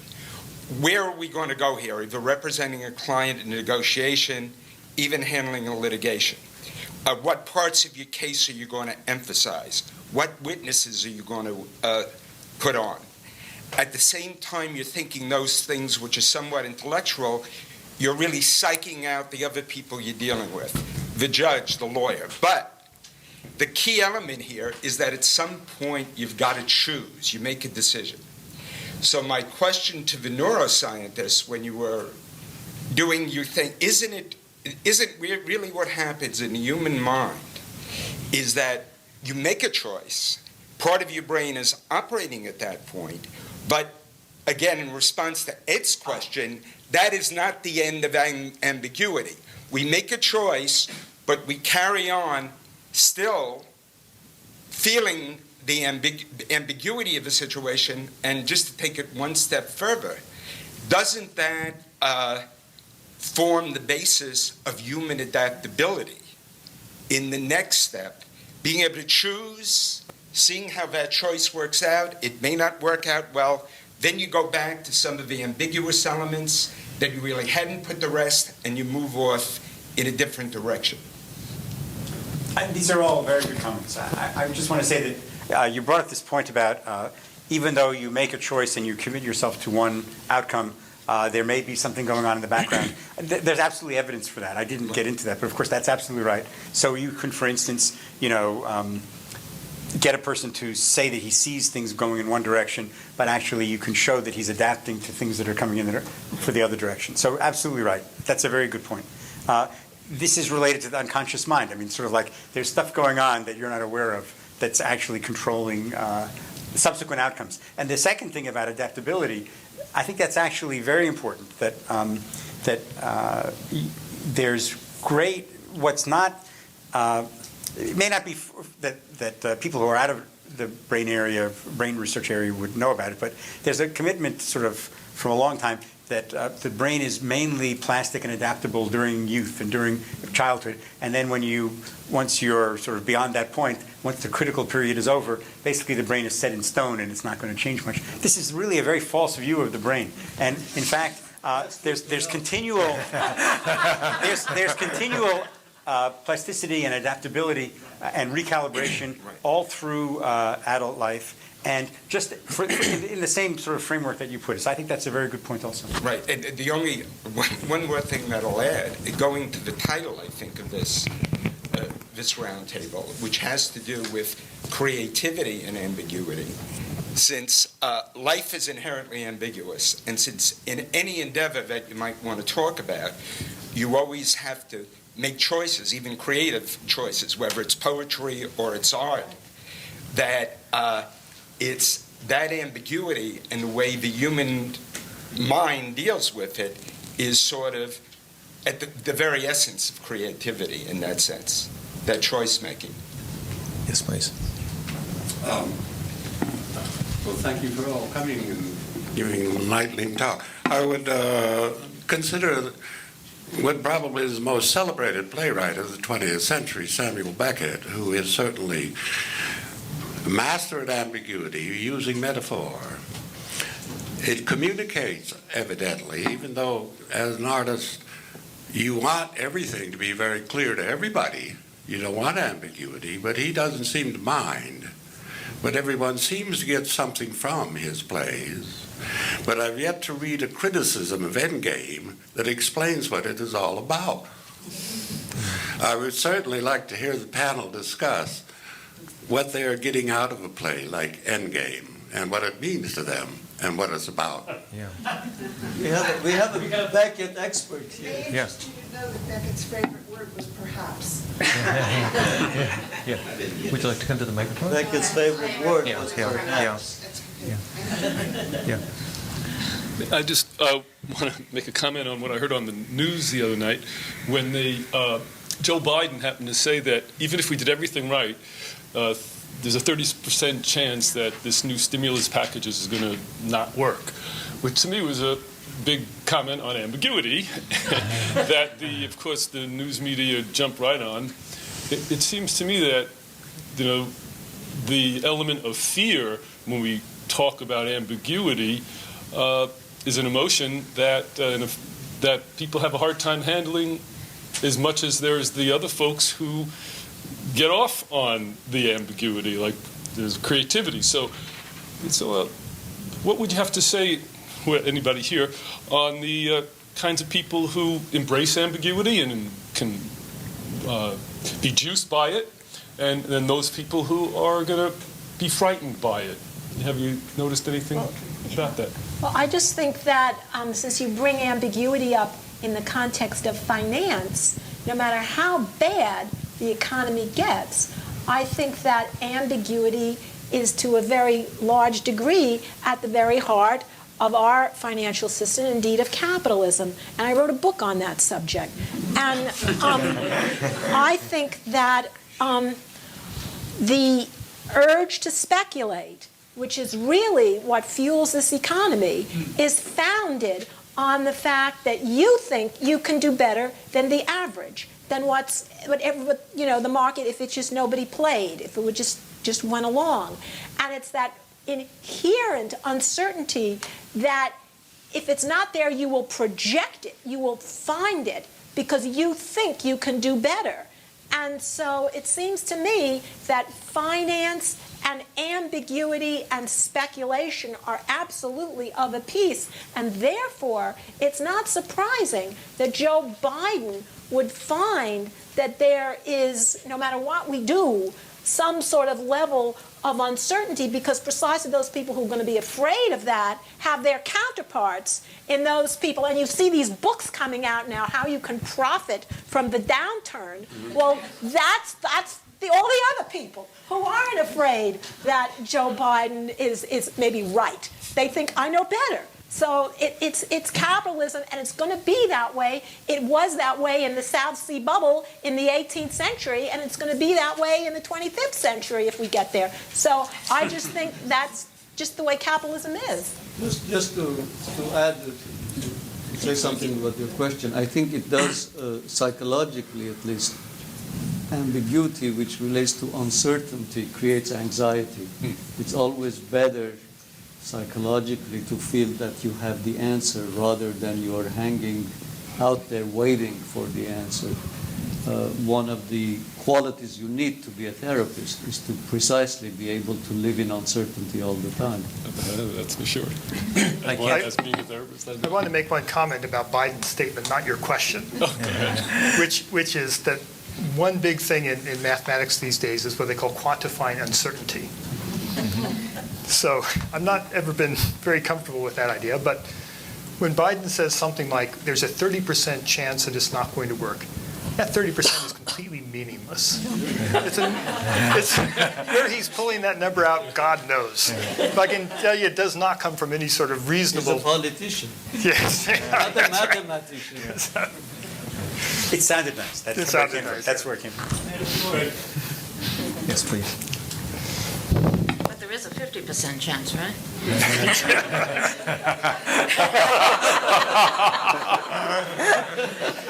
I'd call it 90%. I don't know whether I'm mixing apples and oranges here, but I'm talking about the unknown against the temporarily forgotten. Our mathematician earlier said that when you need to solve a problem, oftentimes you need to get away from it, whether you're sleeping or whatever you're doing, and it comes to you from the great unknown. I said I didn't know where it came from. No, I know.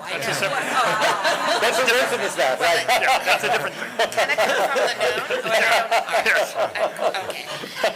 And I wanted to relate this to what is lovingly called the human moment, when the elderly, or not so elderly like myself, forget something. You're in the conversation and you forget something and you go off on something else, and sure enough, the brain the forgotten something pops in. And my question is, are the brain waves, or is there something in the anatomy of the brain, are these similar pathways, or am I mixing apples and oranges? This is your question. You mean how that temporarily forgotten item pops back in, relating to the scientist who goes away from a problem, and somehow the answer pops back in. I'm not so sure they're related.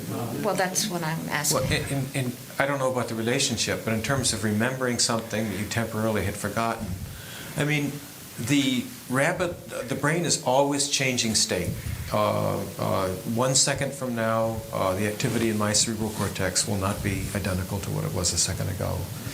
And the attention of the cerebral cortex is constantly being reviewed by lower centers in the brain, including centers that attach valence or value, positive or negative value, to those percepts and those memories.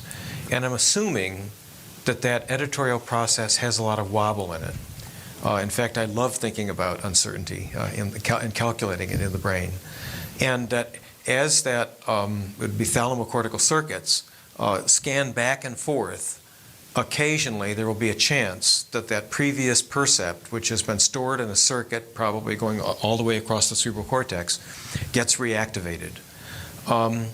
Any neuroscientist who tells you that he knows exactly how that happens, or she knows exactly how that happens, is either deluded or is purposefully deceiving you. Or he's going to get the Nobel in a few years. Yeah, Eric Kandel probably thinks he knows. But But is there a relationship between that unknown and the mathematician or scientist going away from a problem that he's studying? I don't think any of us around the table, scientists or non-scientists, would know. I think we're simply grateful for long periods of time when something does happen. And when you look back at the stochastics of how it happened, it's very frightening.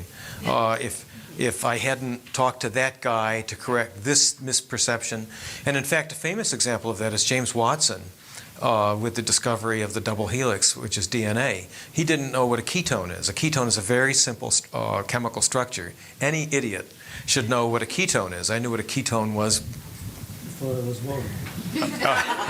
No, never mind. But he was a whiz kid. He was on the radio in Chicago for being especially bright, but he still didn't know that. And if a chemist in his lab, whose name I've forgotten, in Cambridge, England, had not told him, then the whole thing would have unraveled. I don't want to skip over his question and what it keyed into. Ed said something, and I think it's maybe a little close to what you were suggesting about the Gestalt always organizing a figure-ground relationship. Something is formed at any moment. There's this, if you want to call it a certainty or whatever. And your position about the excitement of ambiguity. So what I was thinking, there's the so-called authoritarian personality, and there seems to be some evidence that there's a distinction between those who are more capable of or appreciative of uncertainty in contrast to those who, for fear or for whatever other reason, form a belief system and become rigid. So my couple of questions here, is this distinguishable on a brain level? And can we find ambiguity in the brain in contrast to those people who need a belief system? Is that possible? Has the experiment been done? Is there any evidence? And then on the psychological level, I'm not quite sure about Ed's position, in terms of what you concluded or seem to conclude. I doubt that you really believe that in a sense. That there are those people who are more open to ambiguity, or your patients at some point must come to a point of being able to be open to that rather than stay with that rigidity, because you wouldn't have any outcomes that So were what is it improved. you don't agree with?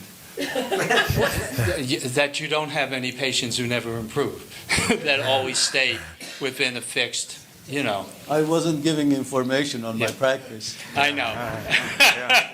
I know. There is a well-known personality construct called the toleration of ambiguity, and some people have it more than others. And I think the neurophysiological and neurochemical explanation of why people have that to some degree and other people have it to a different degree would not be available right now. I think most people would talk about it as being a feature of temperament, and that temperament would partly be genetic, and these days most neuroscientists would want to talk about expression of serotonin receptor genes, and there's another neuropeptide called vasopressin, which has a lot to do with the stress of ambiguity and our ability to tolerate it. But even if there are some molecular biological findings out there, not quite what you're talking about, they wouldn't really explain anything in a satisfying manner at the moment. And I think a lot of what Don is saying, really, it's intuitive so much as anything. Like if you go back to the early 19th century, Keats talked about negative capability, the idea of being able to hold contradictory ideas in your mind at once, and he thought that this was associated with a poetic personality. Well, how did he know? We don't know. A lot of these things we don't know, but we can intuit a lot of things, and I think a lot of what we're talking about today is not necessarily grounded in hard science, but we can all kind of, because we've lived a lot, intuit things and make statements about them that I think are borne out in reality, or in a lot of people that we know. And as I said, going back to the early 19th century, you've got guys like Keats writing about this. How did he know? Just intuiting this because he saw in his own self and in the people that he was surrounded by. Just to answer you, I was talking about the quality in the therapist, not the quality in the patient. I think that the therapist has to be able to tolerate uncertainty. It's key for him to or her to be able to tolerate uncertainty. I jumped into the genetic explanation because of my own interest, but I have to emphasize that if there is a certain amount of stress in dealing with ambiguity and uncertainty, that the aspects of your temperament that have to do with responses to stress could be important. And the two environmental periods in your life, which are most important for affecting your adult ability to handle stress and probably ambiguity, would be the neonatal period and probably prenatal as well, and adolescence. Finally, there are economic things. Are you living the kind of life in which you can afford ambiguity? Those of us in academic life where we're put out to pasture and allowed to just think and do stuff, we can do it. But you can imagine people in occupations in which ambiguity would be fatal, and they may be less. And I also noticed that a lot of my students, if they were highly religious, they had a very, very low tolerance for ambiguity, and they really didn't like it, especially when you got into questions of behavior and morals, whereas students who were less religious or not religious had a much higher tolerance. And I'm not making this as a hard and fast rule, but it's something that I was quite aware of as I was teaching. Dan Stern is here, and there are a couple of things that have come up that I think Dan may have something to say about. One was on gender, and the other is on this question of tolerance of ambiguity and in children.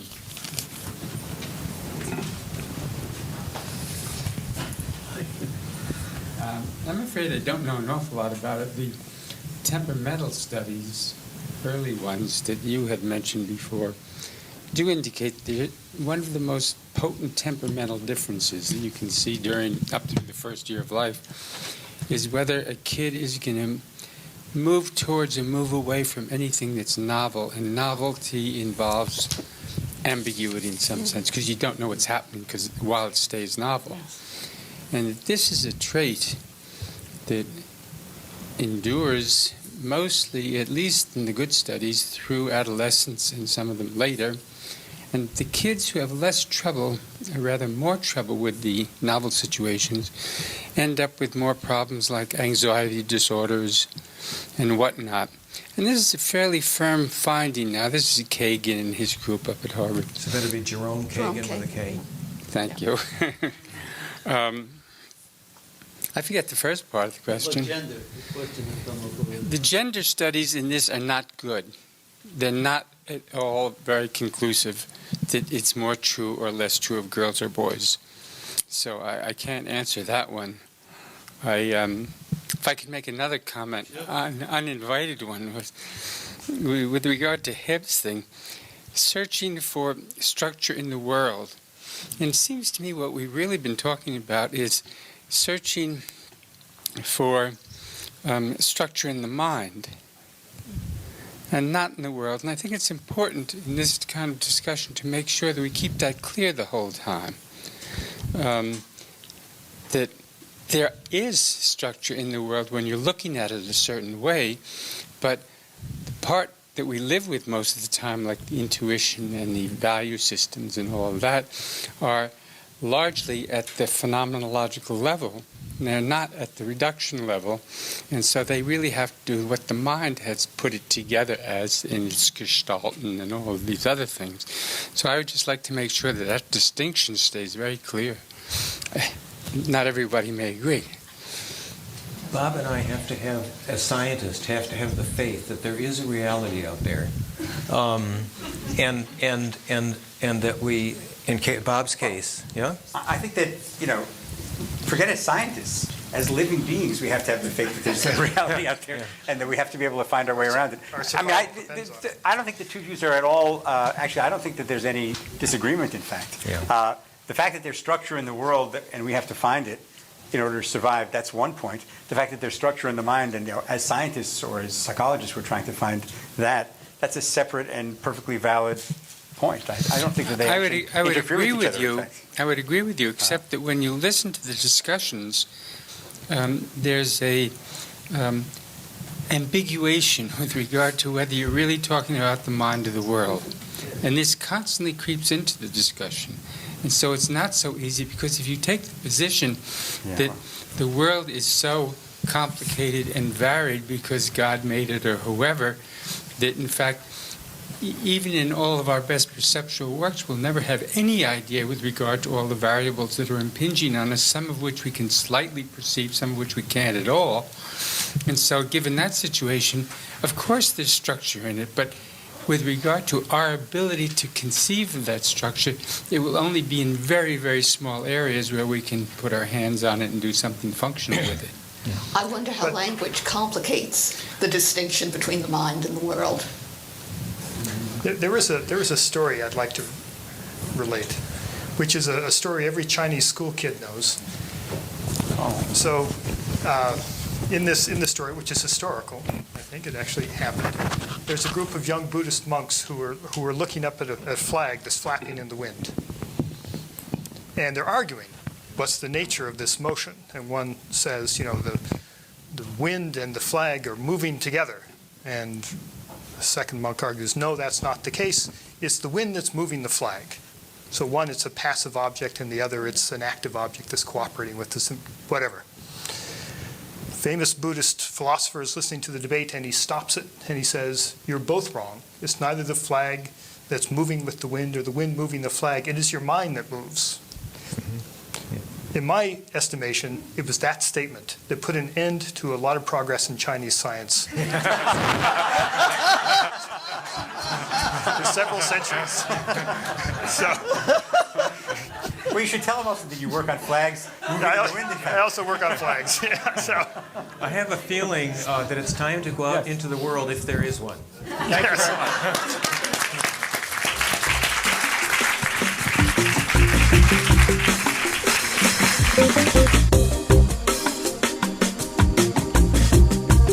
Further information about our programs and a complete archive of past Philoctetes events is available at philoctetes.org.